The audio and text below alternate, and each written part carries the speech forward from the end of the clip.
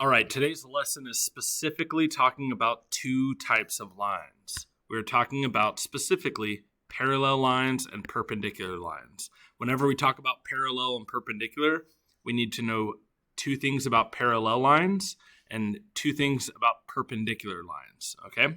So first of all, let's look at parallel lines. First of all, parallel lines will never intersect because they have the same slope. Same slope. All right. The second thing you need to know about parallel lines is that since they will never intersect, they also have different y-intercepts. Here's what that means. If I have the same slope and the same y-intercept, then I would end up with the same line. But if I have the same slope and different y-intercepts,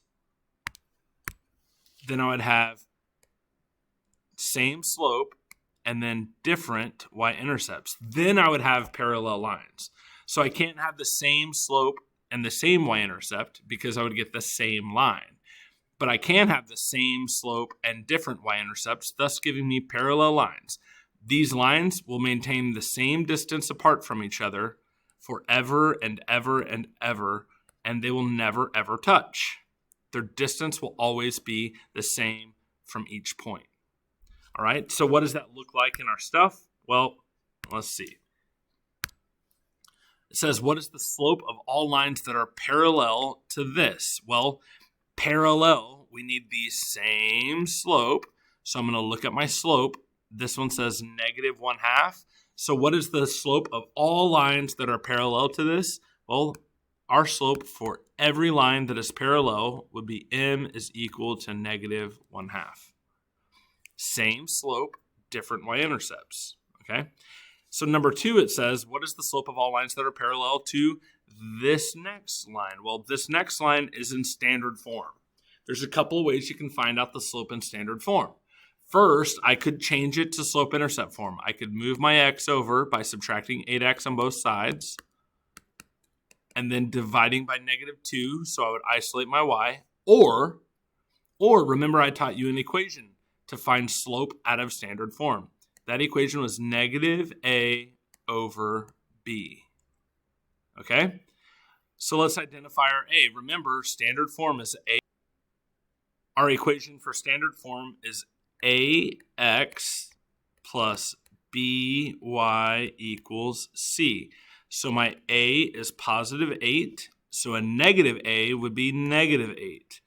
And my b is -2. So my b would be -2. Now, that's the yucky 2. There. I can simplify this. What is -8 over -2? Well, it's +4, which means the slope of all lines that are parallel to this one would also have to have the slope of +4. All right, what is the equation of a line that is parallel to this and passes through the point of this? Well, now we're having to find a parallel. Here we steal our slope from right here, and then we have a point. We've done this before. When do we use a point and a slope? Oh yeah, in point-slope form.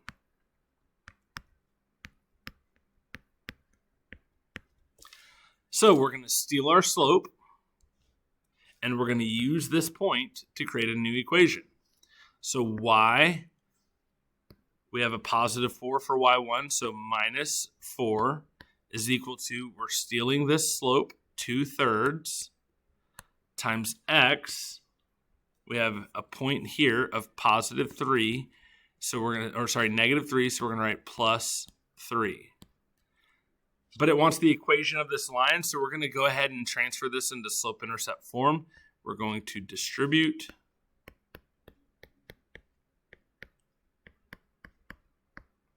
And then we're going to move our y1 over by adding 4 to both sides. Y is equal to 2/3 x plus 6. Okay? Notice how we have the same slope and different y-intercepts. So these two lines will definitely be parallel. Let's try some more. What is the equation of a line that is parallel to this? Oops.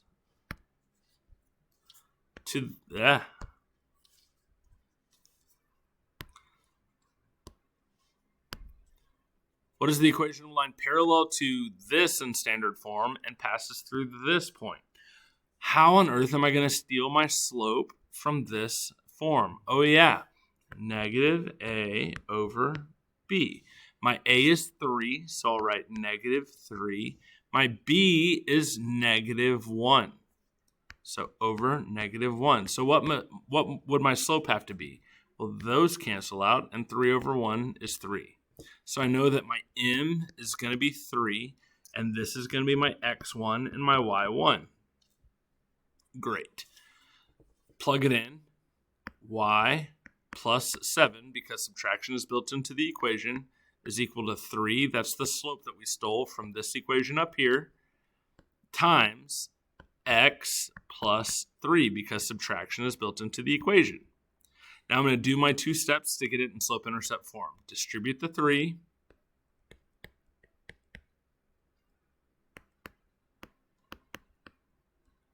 And then move my y1, or subtract 7 on both sides. Great. Once again, we know it's going to be parallel because we have the same slope and a different y-intercept. All right, now let's talk about perpendicular lines. Perpendicular lines are intersecting lines, but they intersect at specifically 90 degrees. Okay? So perpendicular lines that you see every day are like 2 streets that intersect, right? And there's usually like a stop sign on all 4 corners. So 2 streets that intersect usually intersect at 90 degrees. So how do I get that slope? Well, I use the opposite reciprocal. Now, I know we've talked about this a little bit, but let's talk about it a lot. Opposite reciprocal. First is opposite. That's talking about the sign. It's either positive and we change it to negative, or it's negative and we change it to positive.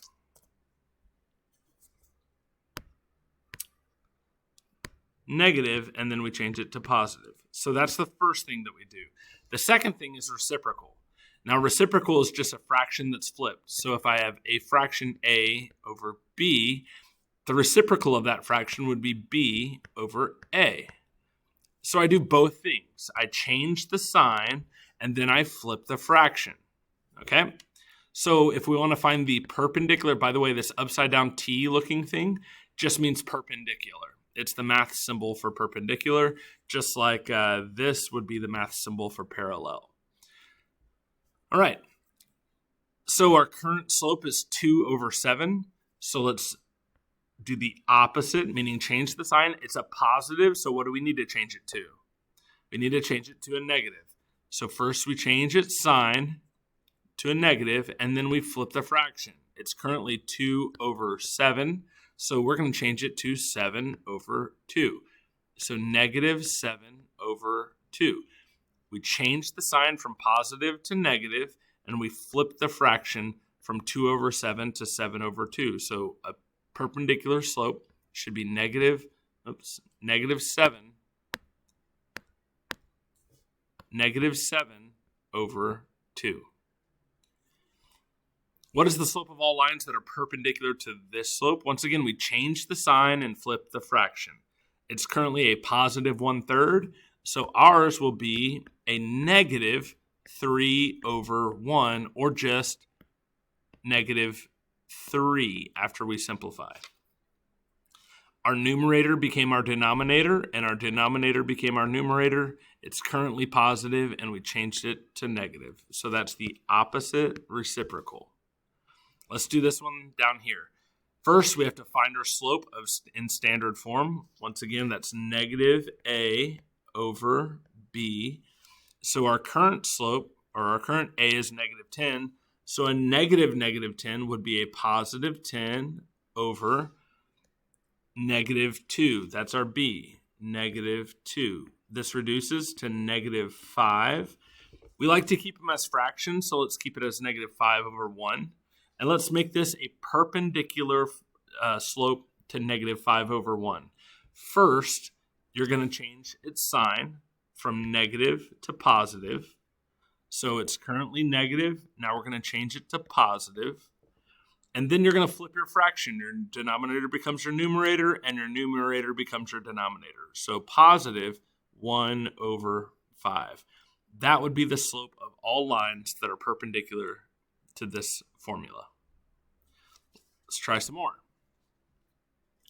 What is the equation to a line that is perpendicular of a line perpendicular to 6x plus 3y equals 9? So first we have to find out our slope, and that's negative a over b,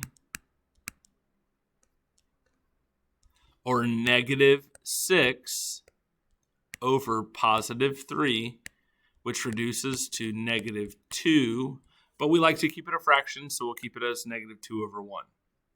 I need a perpendicular slope to this, so our new perpendicular slope will be change the sign to positive, flip the fraction to 1 over 2. So our new slope will be 1 over 2. Then it must go through this point. So I just plug it into point slope form. That's still my x1 and my y1. And I'll get y plus 5 is equal to 1/2 x plus 4. Now I got to do my 2 steps. First I distribute.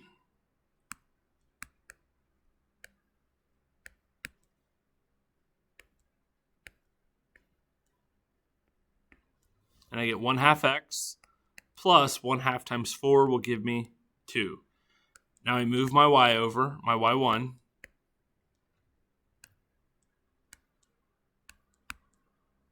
That gives me y is equal to 1/2 x minus 3, because positive 2 minus 5 is negative 3. And that would be the line that is perpendicular to this line and definitely goes through this point. All right, let's try again. But let's do a special case. This one says x equals negative 6. I think I remember going over. What says x equals? What type of line says x equals? Let's see. Oh yeah, Vux lines.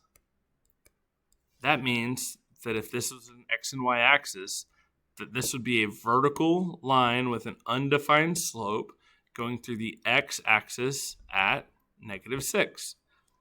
2, 3, 4, 5, 6. So it's got to be a vertical line that goes through x at negative 6. Well, what is a perpendicular slope to this vertical line? Remember, it has to intersect at 90 degrees. Perpendicular to undefined. I know. It's a horizontal line. A horizontal line is perfectly perpendicular to a vertical line. Okay? So I know that must be a Hoy line.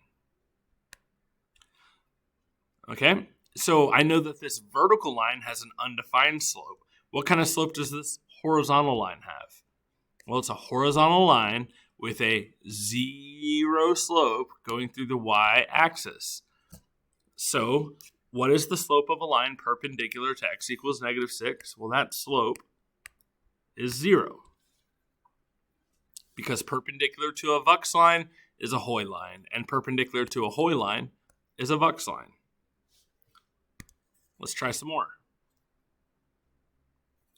What is the equation of a line that is parallel to the y-axis,